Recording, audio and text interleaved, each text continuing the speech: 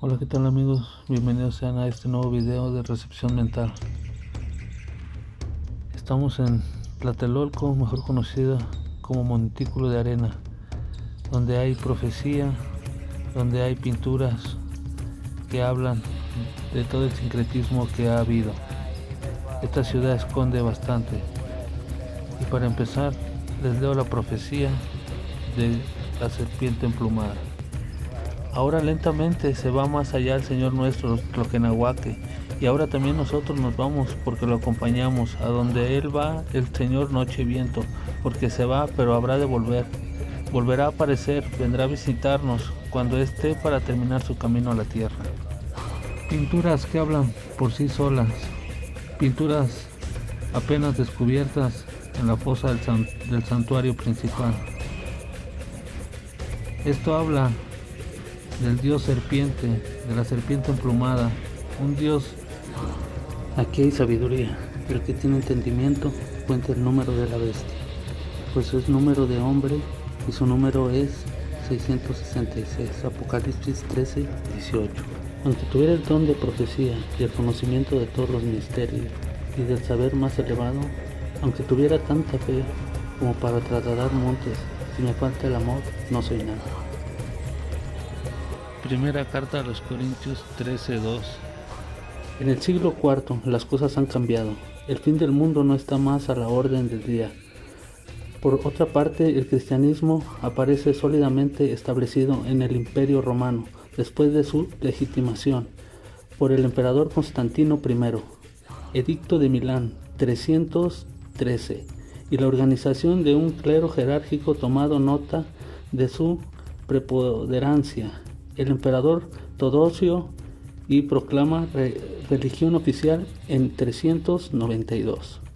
Pero la Iglesia no deja de inquietarse por la suerte del Imperio Romano, al cual su destino está aún estrechamente ligado hace 2000 años, a finales del siglo I después de Cristo.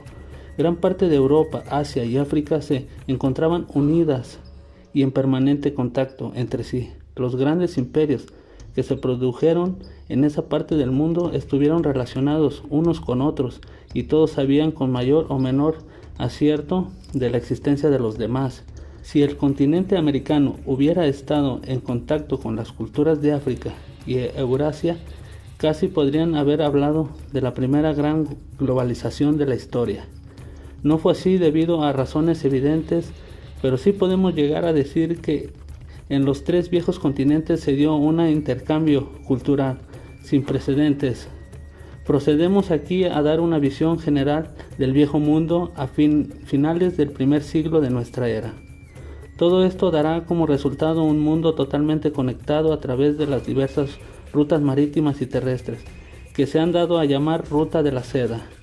Esta permitió el intercambio de materia prima, especies, sedes, metales preciosos, filosofía, religiones, técnicas y motivos artísticos, que fueron el resultado del nacimiento y consolidación de 4 grandes estados que se encontraban en relativa paz y estabilidad, desde el Atlántico hasta el Pacífico, en una suerte de globalización. El impacto de la llegada de los colonizadores europeos en el siglo XVI es enorme. Mucha gente murió de enfermedades o por agresiones, pero nuestro descubrimiento demuestra que al menos en las poblaciones que vivían en altitudes elevadas, la población no sufrió un declive tan grande como las de las altitudes menos elevadas. Añade, se calcula que la llegada de los europeos diezmó la población indígena americana, acabó con el 90%, mientras que las poblaciones que vivían en las cordilleras andinas a altitud elevada solo disminuyeron en un 27%.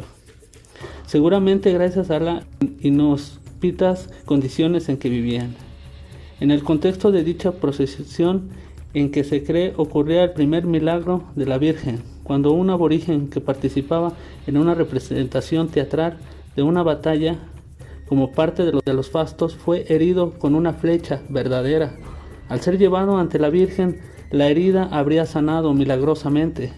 En ese concilio, el arzobispo Montúfar ordenó que se examinaran las historias de los santuarios y de los íconos venerados en México y que todo lo que estuviera suficiente fundamento se destruyera. El sacerdote católico Luis Becerra Tanco del siglo XVII cuenta que en una fiesta del 12 de diciembre de 1666, solo 17 años después de la publicación del Huey Tlamathuetzoltica, oyó a unos aborígenes que durante la danza cantaban en náhuatl cómo la Virgen María se les había aparecido al aborigen Juan Diego Cuauhtloc-Tocsín, como había curado al tío de ese y cómo se había aparecido en la tilma ante el obispo.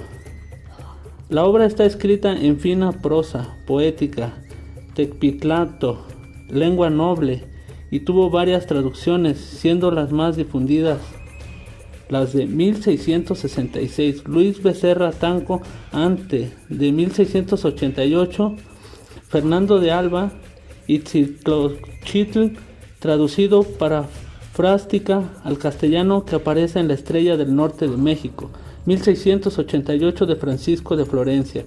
El origen del nombre Guadalupe es motivo de controversias. En el catolicismo se estima que Guadalupe podría provenir del término náhuatl Cotlaxopeu, que se pronuncia Cuatlaxupe, con el que su valor fónico resulta parecido al de la palabra en español Guadalupe.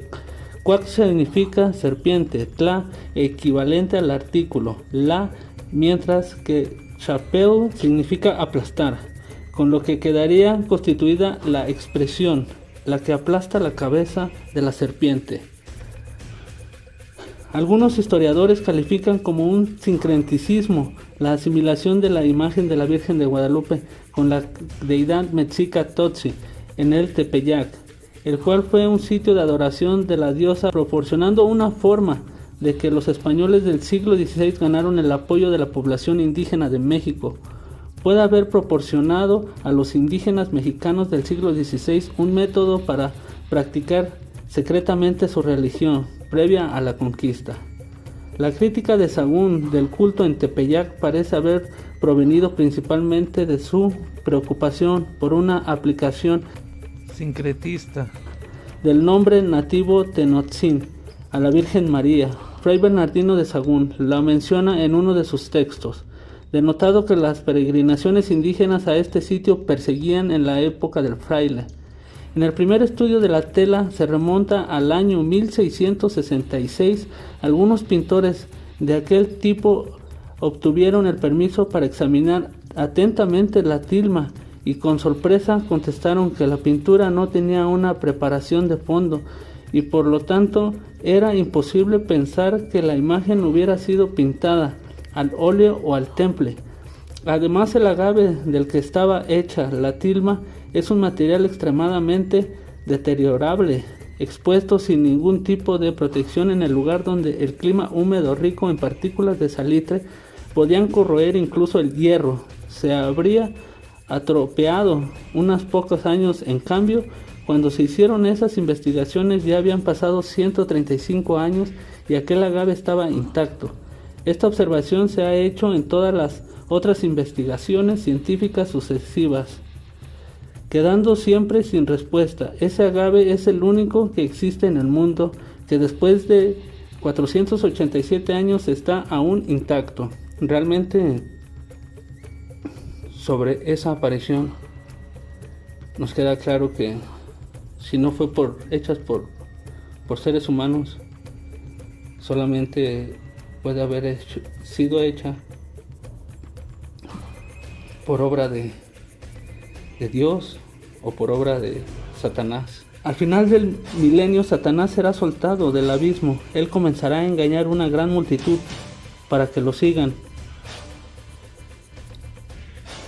En una última rebelión.